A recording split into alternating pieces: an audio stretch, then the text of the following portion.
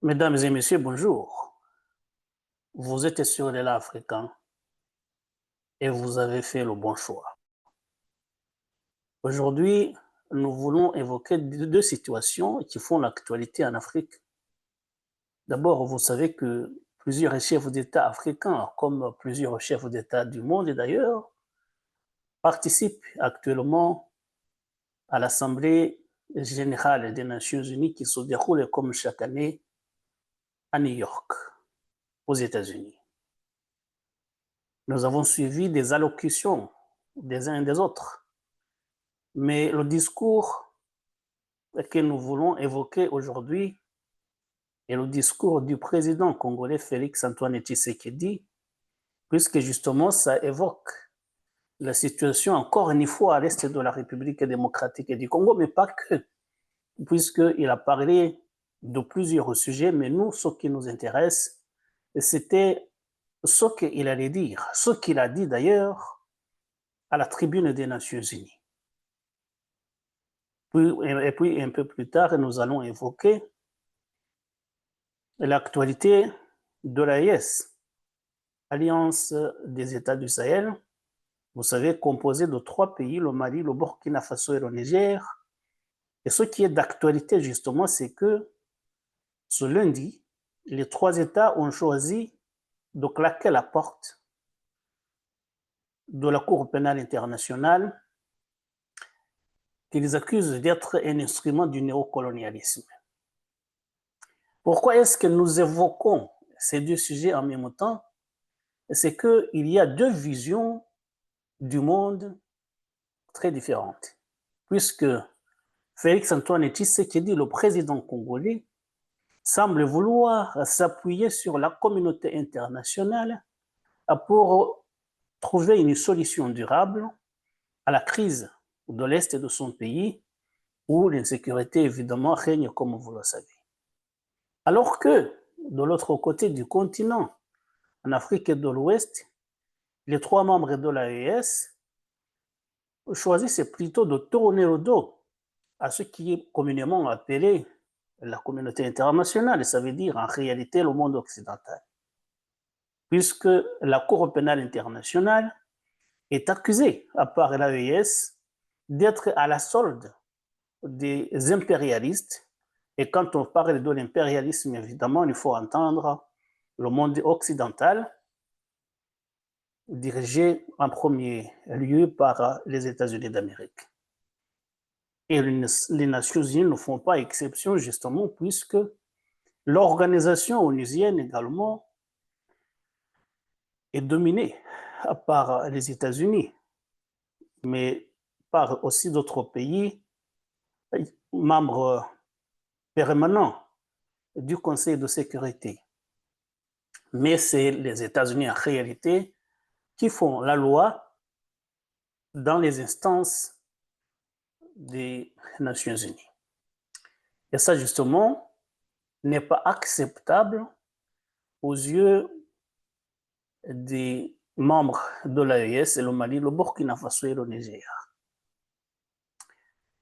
Donc, il y a deux visions du monde bien visibles, puisque le président Tshisekedi, nous allons essayer d'insister sur ce qu'il a dit. Qu'est-ce qu'a dit le président Félix Tshisekedi? D'abord, il a dit qu'il allait s'appuyer sur les instances internationales. Vous savez d'ailleurs, il l'a évoqué, il l'a rappelé qu'à partir du mois de janvier, son pays, la République démocratique du Congo, va siéger au Conseil de sécurité des Nations Unies en tant que membre non permanent pour 2 ans. Ça veut dire 2026-2027. Et il a donné les priorités, évidemment, qui sont le respect des règles internationales.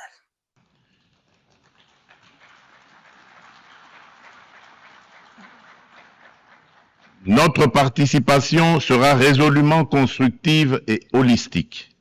Elle s'articulera autour de 2 priorités indissociables, paix et sécurité d'une part, et prévention et résolution des conflits d'autre part.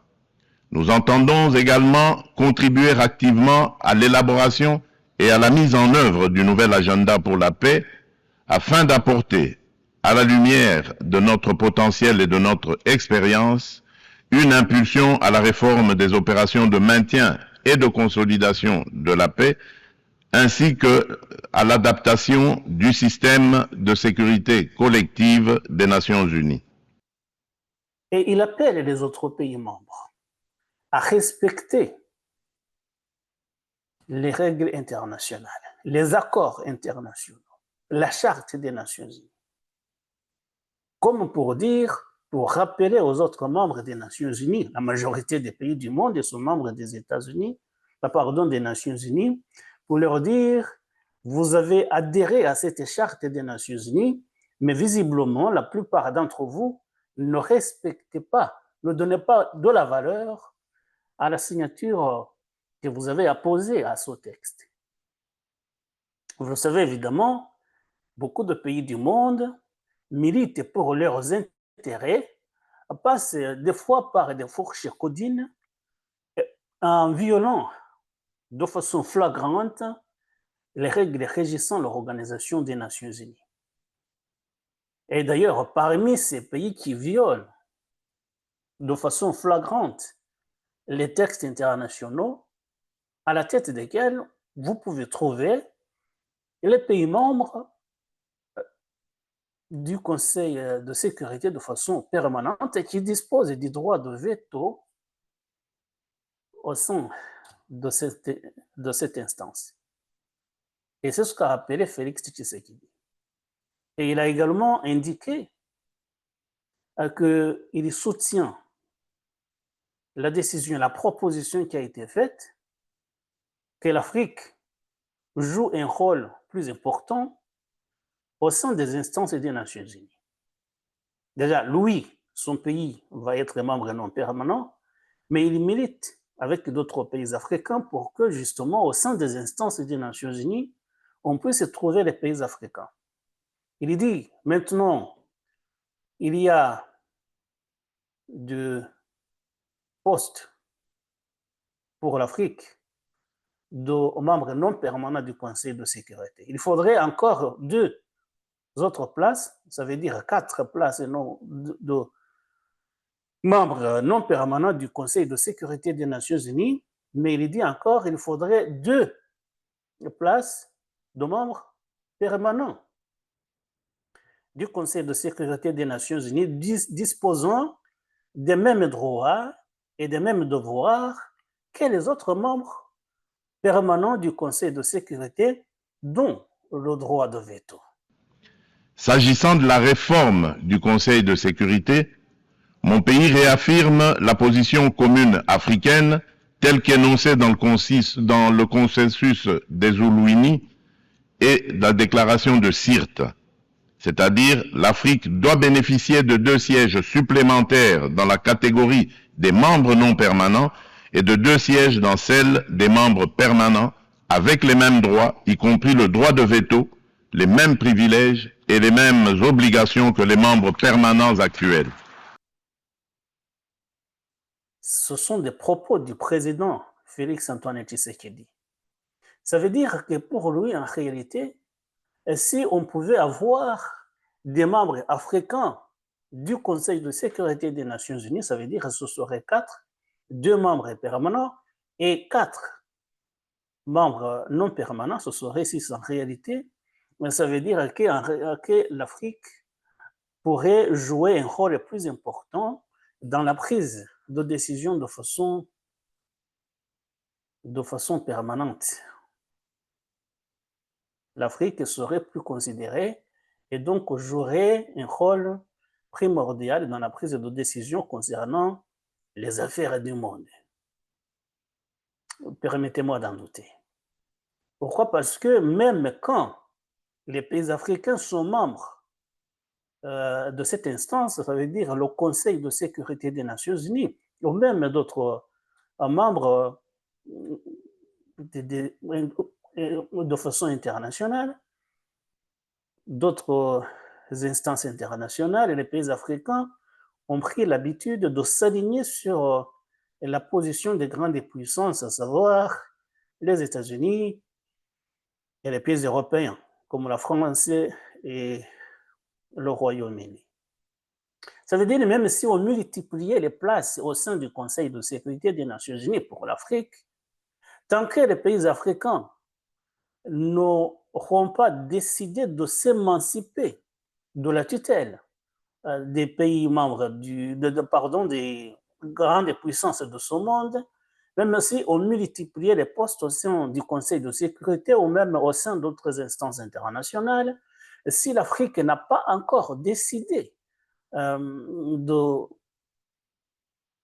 se départir de ce qui est maintenant de cette tutelle des des grandes puissances internationales, ces postes ne serviraient à rien.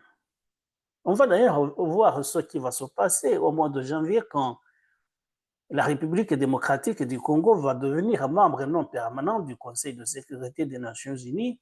On va voir si les États-Unis, si la République démocratique du Congo va réussir à imposer sa position aux autres membres du Conseil de sécurité des Nations Unies. Rien n'est moins sûr. Puisque vous le savez, si vous vous alignez systématiquement à la position des grandes puissances, ça veut dire que vous n'êtes là que de façon, vous n'êtes que figurant en réalité.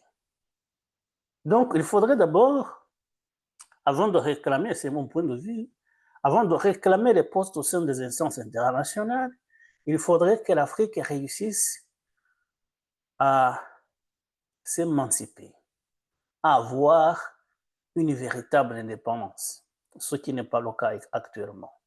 Et justement, c'est la position qu'ont adopté les pays de l'AES. Ce sont des pays qui veulent jouer un rôle sur le plan africain international, mais de façon souveraine. Évidemment, c'est également discutable puisque on voit que les trois pays veulent plutôt s'aligner sur la position des pays de l'Est, mais pour ce qui est des puissances occidentales, ces pays-là veulent rompre.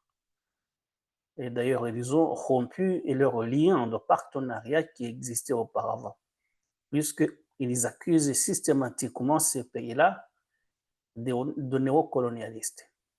Et donc, ce que je veux dire, en parlant du discours de Félix-Antoine Tshisekedi, c'est que c'est bien de réclamer les postes, mais d'abord, il faut adopter une position souveraine et dire non quand il faut dire non, et dire oui quand il faut dire oui, mais que la position que vous adoptez soit votre position réelle, non pas la position dictée par d'autres puissances.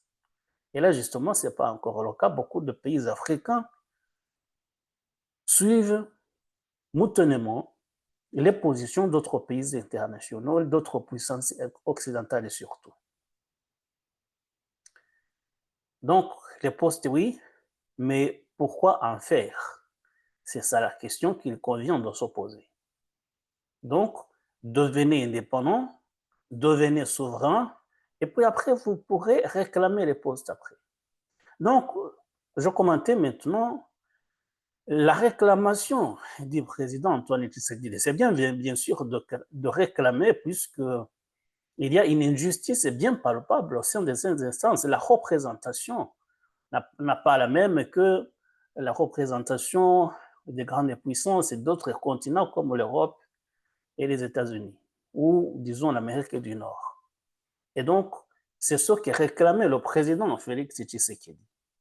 Mais comme je dis, même si vous obtenez ces postes-là, si vous n'avez pas décidé de vous émanciper, de devenir réellement indépendant, les postes en question ne serviront à rien. Et ça ne veut pas dire que la réclamation vaut la peine d'être faite. Bien sûr, ça vaut la peine. Donc là, c'était la position du président congolais. Mais dans son allocution à la tribune des Nations Unies, le président congolais a surtout insisté sur le rôle que la communauté internationale doit jouer dans la résolution du conflit qui secoue l'Est de son pays. Donc, ça veut dire que lui, il croit réellement au rôle de la communauté internationale. Et il dit, par exemple, que la communauté internationale, à commencer par les Nations Unies, doivent reconnaître ce qu'il appelle, ce que les Congolais appellent maintenant le génocide. Ça veut dire le génocide pour les intérêts économiques. Ils veulent que ce génocide soit reconnu internationalement et que la communauté internationale agisse en conséquence. Ça veut dire qu'ils réclament une commission d'enquête internationale et puis, donc, après la commission d'enquête, il y aurait un rapport et après, évidemment, il faudrait qu'il y ait un tribunal pénal international pour le Congo. Il convient de préciser que le processus diplomatique engagé avec toutes les parties au conflit n'exclut nullement la quête de justice et de réparation. Si le monde hésite encore à nommer notre douleur, nous n'attendrons pas. Nous en sommes les premiers témoins. Nous en serons les premiers artisans de justice. Mais nous avons besoin de votre solidarité, de votre soutien et du respect plein et entier du droit international.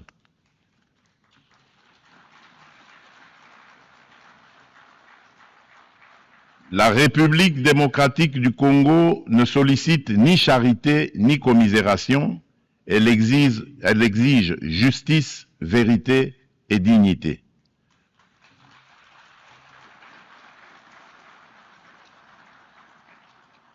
Notre pays a tendu la main. Nous avons signé des accords de paix, accepté le dialogue, pris des engagements pour la réconciliation. Mais une paix factice, bâtie sur l'impunité et l'oubli, n'est qu'un armistice précaire. L'histoire ne jugera pas nos discours, mais notre capacité à reconnaître les crimes de masse, y compris les génocides, et à mettre fin à l'impunité.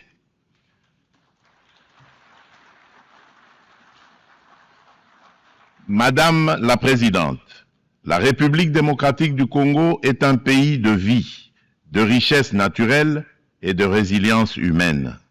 Nous voulons contribuer à la paix mondiale, mais la paix commence par la reconnaissance de notre propre tragédie. J'adresse à cette Assemblée un appel solennel.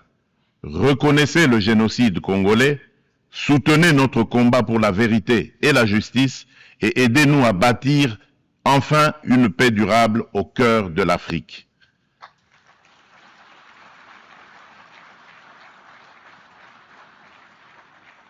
Nous demandons que les Nations Unies instaurent un régime de sanctions ciblées contre les auteurs des crimes économiques, mais aussi des crimes de guerre, crimes contre l'humanité et crimes de génocide commis à l'est de mon pays, et qu'elles soutiennent toutes les actions visant à tarir les circuits illicites d'approvisionnement en minerais qui financent depuis des décennies la guerre et la tragédie humaine.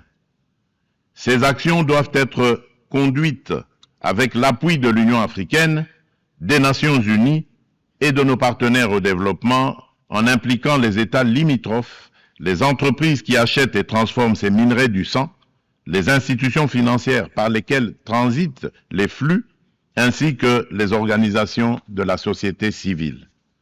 Je le dis solennellement devant cette Assemblée. La communauté internationale a le devoir moral et politique de reconnaître cette tragédie pour ce qu'elle est, un génocide, et d'agir en conséquence. Le silence et l'inaction face à ces crimes s'apparentent à une complicité. Nous demandons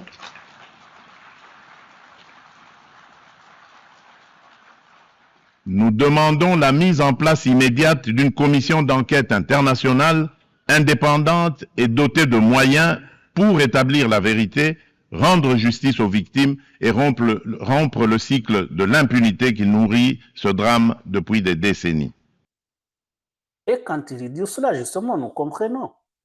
Il pointe du doigt les responsables bien désignés des atrocités qui sont commises à l'est de son pays. Et au premier rang de ces responsables se trouve bien évidemment le Rwanda. Ce qui amène un autre élément. Ça veut dire que c'est la géopolitique, c'est la diplomatie internationale. Puisque quand les Congolais réclament la reconnaissance du Génocoste, de ce génocide dont sont victimes les Congolais, les Rwandais sont vent debout. Ils ne veulent pas en entendre parler. Même quand on ne désigne pas les responsables, même quand on ne parle pas du Rwanda, le fait même de dire à la communauté internationale de la part des Congolais qu'il faut reconnaître le génocide et le génocide, les Rwandais se sentent bien évidemment immédiatement concernés. Et nous savons bien sûr que ce qui se passe à l'est de la République démocratique du Congo, le Rwanda joue dedans un très grand rôle. Et la plupart des responsables de ces atrocités en question, la plupart de ces responsables, des criminels qui ont trempé dans tous les malheurs des Congolais, évidemment, la plupart de ces gens-là se trouvent à Kigali. Ce sont des Rwandais. Et beaucoup d'ailleurs occupent des postes très importants au sein de l'administration rwandaise civile et ou militaire. Donc c'est pour cela que le président congolais insiste là-dessus. Il appelle la communauté internationale à reconnaître le Génocoste. En d'autres mots, sous-entendu, il faut condamner le Rwanda. Et ce n'est pas pour rien d'ailleurs que le président rwandais Paul Kagame n'a pas jugé utile de se rendre à New York. Il ne participe pas à cette session. Et pourtant, c'est une session importante parce que c'est la 81e session de l'Assemblée générale des Nations unies. Ça veut dire que c'est l'anniversaire. 80 ans après la création des Nations unies, quand même, c'est important. Mais Paul Kagame ne s'est pas rendu à New York. On peut se demander pourquoi. Parce que justement, il savait que le président congolais allait s'y rendre. Évidemment, il soupçonnait déjà ce qu'il allait dire. Ça veut dire qu'il allait accuser le Rwanda d'avoir commis un génocide à l'est de son pays. Le président congolais est revenu sur des accords de paix en cours. Vous savez, il y a un accord de paix qui a été signé le 27 juin à Washington entre le Rwanda et la République démocratique du Congo. Il dit que lui, Félix Tshisekedi et son gouvernement veulent que ces accords soient mis en application. Même les accords de Doha qui ont été signés en juillet, le 19 juillet, entre la République, la déclaration de principe qui a été signée à Doha par le gouvernement congolais et par les représentants de la rébellion de la FCM 23. Et donc, il dit il y a des difficultés causées par la mauvaise volonté de nos adversaires, le Rwanda et la rébellion de la FCM 23. Lui, il dit nous voudrions bien que ces accords soient mis en application. Il appelle d'ailleurs les États-Unis à continuer de peser sur ces accords pour que ce soit mis en application. Vous savez, d'ailleurs, on en a parlé encore une fois. Il dit qu'il faudrait que les États-Unis continuent d'insister, de mettre la pression sur nos adversaires pour que le contenu, les termes de ces accords soient finalement mis en application. Ce qui n'est pas le cas actuellement, puisque ces accords stipulaient déjà que les troupes rwandaises devaient être retirées de l'Est de la République démocratique du Congo. Et en contrepartie, le gouvernement congolais devait tout faire pour neutraliser les forces démocratiques de libération du Rwanda, les FDLR, que le Rwanda accuse d'avoir commis le génocide de 1994 au Rwanda. Mais rien n'a été fait. Rien n'a été fait jusqu'à présent. Il y a des informations qui circulent comme quoi il y aurait une rencontre de haut niveau au cours de ce mois d'octobre qui arrive à Washington encore. Mais Félix Tshisekedi met justement l'accent sur l'importance du rôle que doivent jouer les États-Unis, puisque justement, il y a les États-Unis qui se sont engagés à faire respecter ces accords. Et ce n'est pas encore le cas, il doit y avoir des obstacles majeurs, puisque justement, les deux processus, le processus de Washington et le processus de Doha sont maintenant en panne. Mais Félix Tshisekedi, justement, dans son allocution, insiste là-dessus. Il veut absolument que la paix soit rétablie à l'est de son pays, à l'est, dans les territoires maintenant conquis, occupés par la rébellion. Mais il y a une condition. Il dit il faudrait, il dit le retour de l'autorité de l'État, l'intégrité du territoire sont des conditions non négociables. Nous n'allons pas accepter la partition du territoire congolais. C'est ce qu'il dit. Mais évidemment, on verra ce qui va être convenu si les accords continuent. Mais le fait même que le président rwandais a jugé utile de ne pas se rendre à Washington, à New York, pour ne pas entendre ce que dirait son homologue, son ennemi le plus intime maintenant, on dit une grande chose. Ça veut dire qu'il y a d'autres visées, il y a d'autres agendas peut-être que nous, on ne connaît pas encore. Il a préféré se rendre en Égypte. Est-ce qu'il est allé chercher des alliances du côté du Caire? On ignore, on le verra. Mais dans tous les cas, justement, le président Félix Tshisekedi insiste sur le respect des accords qui ont été signés. On verra ce qui va. Et ce qui indique qu'il veut réellement que son territoire en entier reconnaisse la paix et la stabilité, c'est qu'il ne s'est pas contenté de prononcer ce discours qu'on a suivi à la tribune des Nations Unies, mais qu'il a multiplié des rencontres. Ce qui veut dire, en fait, qu'il essaie de mettre les bouchées doubles. Il a rencontré tout d'abord les membres du Congrès américain qui pourraient l'aider à peser encore une fois sur la position du président américain Donald Trump. Il a rencontré le secrétaire général des Nations Unies, Antonio Guterres, et il s'est entretenu longuement avec le représentant américain pour l'Afrique, le représentant spécial de Donald Trump sur le continent africain, M. Massad Boulos. Ce qu'ils se sont dit, évidemment, concerne le dossier congolais. Est-ce qu'il y a eu des accords convenus? Est-ce qu'ils ont décidé de ce qui va suivre? Là, on verra un peu plus tard.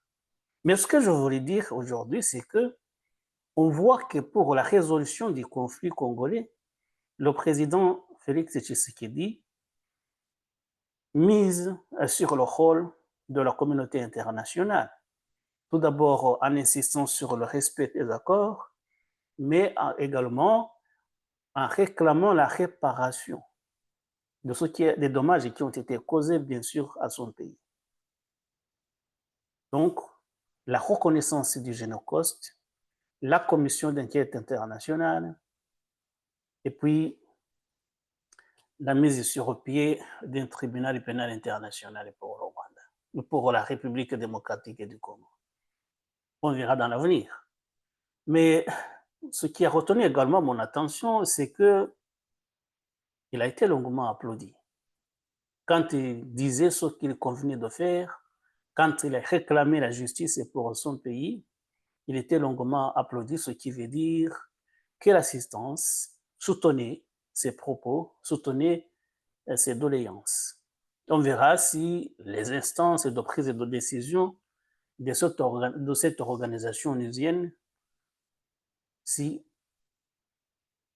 les décisions vont suivre, si les instances en question vont prendre des décisions nécessaires, ou si ça va continuer comme c'est maintenant le statu quo. Mais les espoirs qui avaient été nourris avec la signature de juin de l'accord entre le Rwanda et la République démocratique du Congo, en fait, ces espoirs, pour beaucoup d'observateurs, se sont déjà évaporés, puisque rien n'a suivi, et puis on voit que les combats ont repris et qu'il y a des joutes verbales de part et d'autre qui montrent qu'on est loin maintenant du retour de la paix. Voilà, donc le président Tshisekedi mise sur le rôle de la communauté internationale pour le retour de la paix dans son pays. Ce qui tranche avec la position de l'AES, l'Alliance des États du Sahel. Le Mali, le Burkina Faso et le Niger, comme je le disais en introduction, ces trois pays ont décidé de claquer la porte de la Cour pénale internationale. Et c'est une bonne décision. Je laisse à chacun le soin de juger. Tout simplement, les trois pays accusent la Cour pénale internationale d'être un instrument du néocolonialisme. Quand ils le disent, il ne manque pas d'arguments parce que ce n'est pas seulement les pays du Sahel qui le disent. Beaucoup d'Africains accusent la Cour pénale internationale de poursuivre les Africains accusés de ceci ou de cela, alors que sous d'autres cieux, silence radio. Alors que sous d'autres cieux également, il y a des crimes. Cela ne veut pas dire que ceux qui accusent la Cour pénale internationale de prendre un penchant réclament de l'impunité pour les criminels africains. Non. Faites ceci pour les Africains, mais faites cela également pour ceux qui ont commis des actes répréhensibles sous d'autres cieux. Donc on voit que réellement, si on essaie de voir les dossiers qui ont été traités par la Cour pénale internationale, la Cour pénale internationale, depuis sa création, ça concerne plutôt le continent africain. Ce qui interroge évidemment. Et puis, on poursuit des gens qui ne sont pas en odeur de sainteté avec les grandes puissances. C'est en réalité à Washington ou à Paris que sont prises les décisions de poursuivre tel ou tel. Alors que si vous jouissez du soutien de ces grandes puissances, même si vous avez commis des crimes les plus odieux, vous ne serez pas inquiété. Nous connaissons beaucoup de chefs d'État, beaucoup de responsables africains également, qui sont en activité et qui sont pourtant accusés d'avoir commis des crimes et des crimes. Je ne désigne personne pour le moment, mais demandez par exemple ce que nous disions, demandez aux Congolais, ils vont vous dire, ils vont vous nommer des gens qui sont accusés des crimes les plus condamnables, mais qui ne sont pas inquiétés, qui plutôt restent au pouvoir. Et donc, pour l'AES, trop c'est trop. On ne peut pas continuer à observer ce qui se passe. On vous dit, vous allez être poursuivi par la Cour pénale internationale, mais celui-là, non, ne touchez pas, puisqu'il est notre allié. C'est du moins ce que dénoncent les pays de l'AES. Et vous avez suivi déjà le Mali a décidé de poursuivre l'Algérie devant la Cour internationale de justice. Ce n'est pas la Cour pénale internationale, ce n'est pas la même chose. Mais en fait, les deux juridictions sont contrôlées par les mêmes puissances. Et qu'est-ce que la Cour internationale de justice a répondu? Vous savez, l'Algérie, il faudrait que l'Algérie reconnaisse la compétence de la Cour pour ce qui est de cette affaire-là. Puisque la Cour le Mali accuse l'Algérie d'avoir abattu son drone vers la fin du mois de mars de cette année. Et le Mali considère justement que cet acte constitue un acte d'agression. Évidemment, il ne va pas y avoir de justice. Mais là, c'est pour la Cour internationale de justice. Pour la Cour pénale internationale, c'est la même chose. Il y a des gens qui ne sont pas poursuivis alors qu'ils devraient l'être. Parce que tout simplement, ils sont des alliés des grandes puissances.